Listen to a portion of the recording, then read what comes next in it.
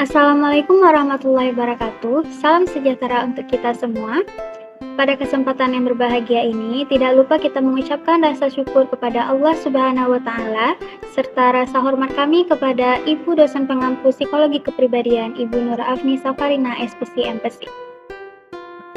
Kami dari kelompok 2 Psikologi Kepribadian dengan judul materi Teori Kepribadian Carl Gustav Jung.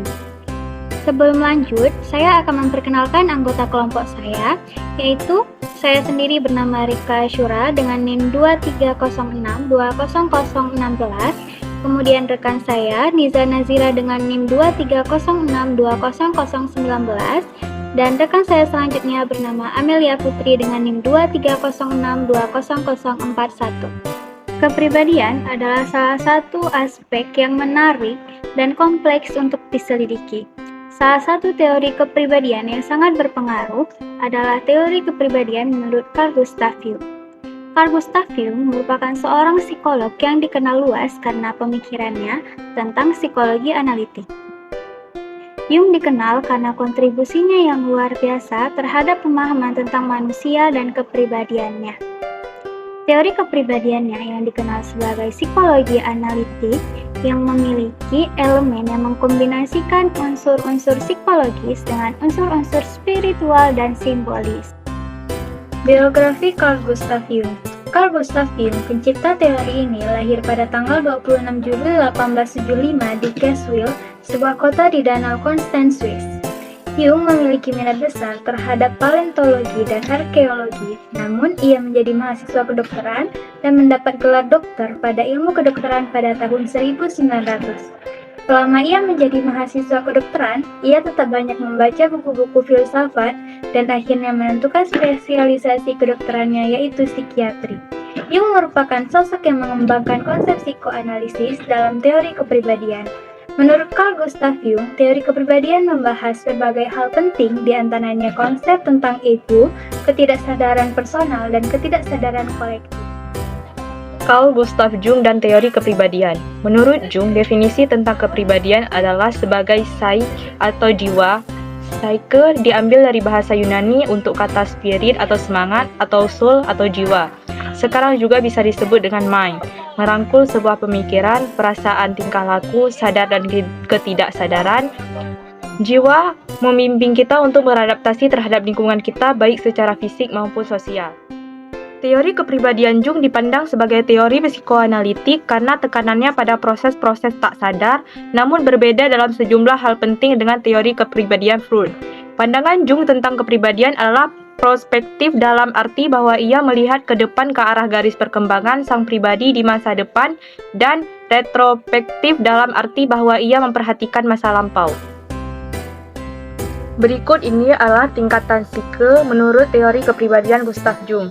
Pertama, kesadaran. Kesadaran adalah kemampuan seorang individu mengadakan hubungan dengan lingkungannya serta dirinya sendiri, dan mengadakan pembatasan terhadap lingkungannya serta terhadap dirinya sendiri.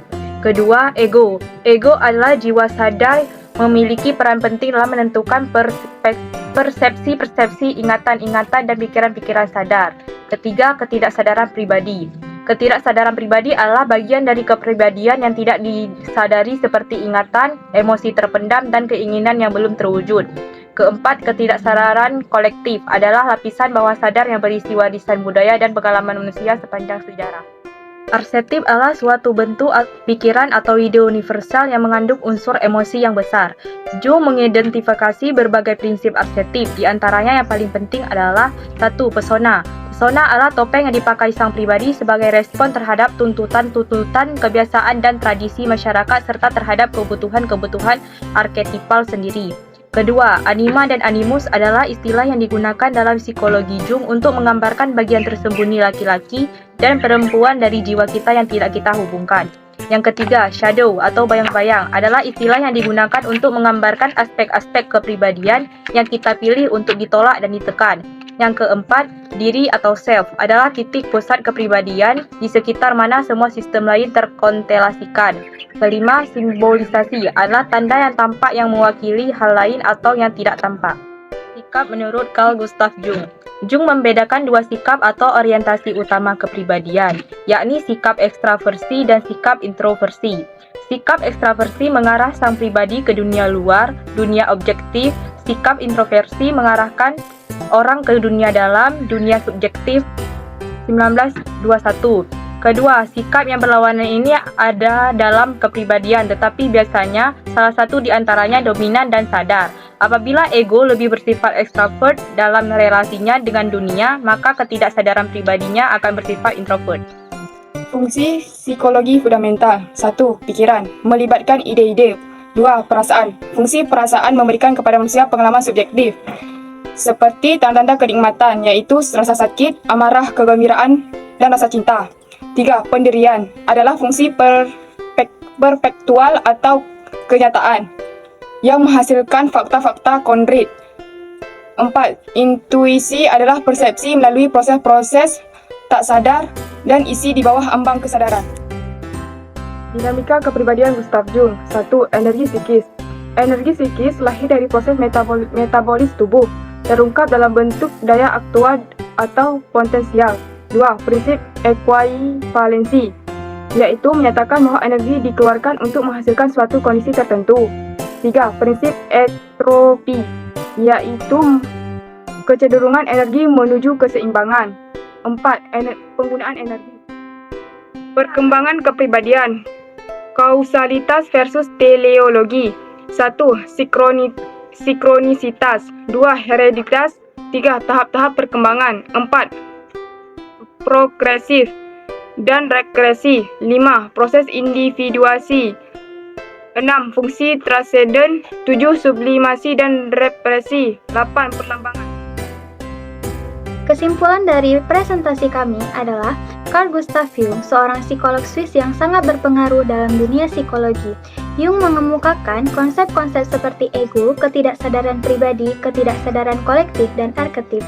Dia juga membedakan antara sikap ekstraversi dan introversi dalam kepribadian manusia. Jung membahas konsep energi psikis, prinsip ekuivalensi, prinsip entropi, dan penggunaan energi dalam kepribadian. Dia juga mengidentifikasi berbagai tahap perkembangan kepribadian dan aplikasi dari teori kepribadian. Jung mencakup penggunaan tes psikologi seperti word association test, metode terapi yang menggabungkan pengakuan, pencerahan, pendidikan, dan transformasi, analisis mimpi, pengembangan pribadi dan kreativitas, serta penelitian dan pendidikan di bidang psikologi.